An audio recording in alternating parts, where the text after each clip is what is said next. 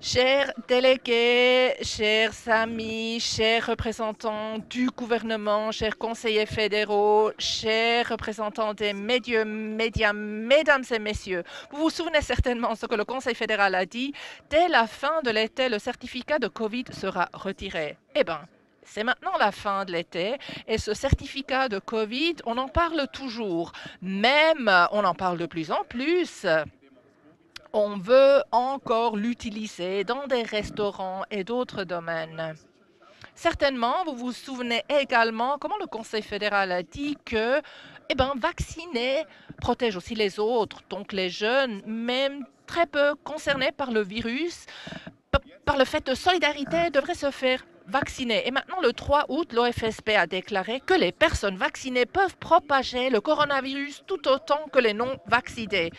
Alors, tout ce qu'on a parlé de solidarité, tout à coup, ça paraît être caduque. Et certainement, vous vous souvenez qu'on a dit c'est le vaccin qui nous fait sortir de cette crise. Dès que tout le monde sera vacciné, on n'aura plus ces mesures. Dès lors, c'est la responsabilité individuelle qui compte. Mais maintenant, tout le monde qui veut être vacciné l'est. Mais on a toujours ces mesures. Et personne ne parle de responsabilité individuelle. Même on a l'impression qu'il y a encore d'autres mesures qu'on veut bien introduire en automne, au lieu d'en finir avec les mesures existantes. Beaucoup de contradictions et maintenant le Conseil fédéral a encore dit qu'on a la phase de normalisation, mais il n'y a pas du tout une normalité.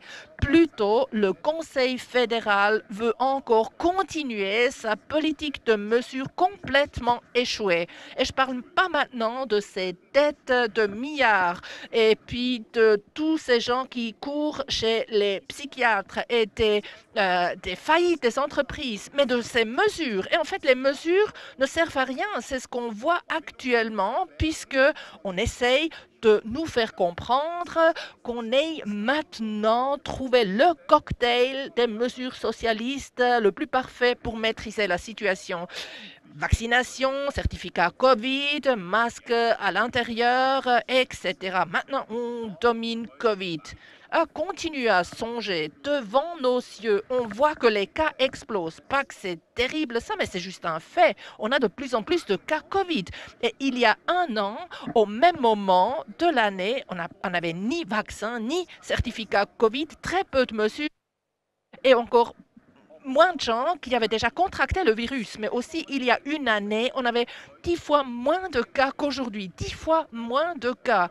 Donc les mesures actuelles, c'est rien d'autre de dire que c'est inutile et aussi ce qu'on voit dans la comparaison internationale, parce qu'il y a des États comme l'Hongrie ou la Tchéquie qui ont eu des confinements très forts, mais c'est quand même eux qui avaient les chiffres COVID les plus élevés. Et d'autre part, il y a Florida, Texas, qui n'avaient pas de mesures du tout et ils avaient en dessous de moyenne en ce qui concerne le nombre de cas COVID. Mais le Conseil fédéral veut ne pas lâcher de son pouvoir et ne veut pas qu'on ait la normalité. Donc c'est nécessaire que nous, le peuple, maintenant, on agisse en tirant la sonnette d'alarme et en disant que la Suisse doit retourner à la normalité.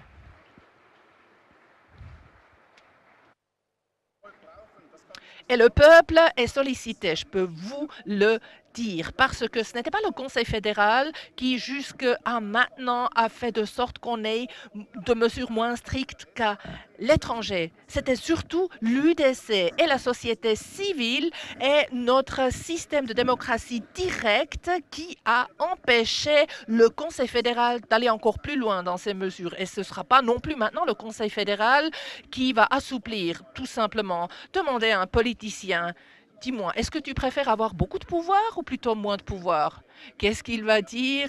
Il va dire beaucoup de pouvoir plutôt. Et deuxièmement, on sait, de par l'histoire de la Suisse, qu'on a déjà eu une situation similaire après la Deuxième Guerre mondiale. Le Conseil fédéral n'a pas non plus voulu se défaire de ses pouvoirs. Et là aussi, c'était nécessaire d'avoir un acte héroïque de citoyens courageux qui, à travers une votation publique, ont ramené le peuple à la normalité. Donc maintenant, il faut aussi cet acte héroïque de la société civile, de retrouver la normalité parce qu'on ne peut pas continuer jusqu'à maintenant. Il y a les jeunes qui sont joués contre les vieux, les vaccinés contre les non-vaccinés. On divise, on incite à la haine.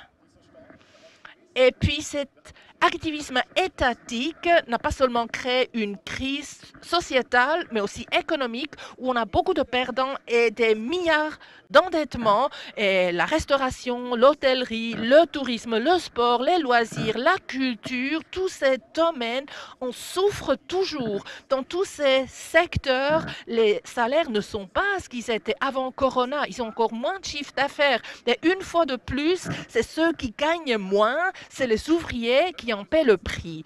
Donc, il faut dire non à la loi du Covid.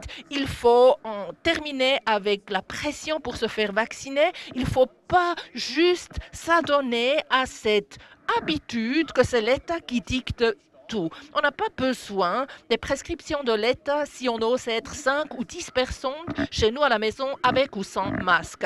On est des citoyens mûrs et responsables. On ne veut pas être mis sous tutelle. On veut décider nous-mêmes pour aussi notre situation sanitaire et gérer de manière pragmatique la situation du virus et apprendre à vivre avec.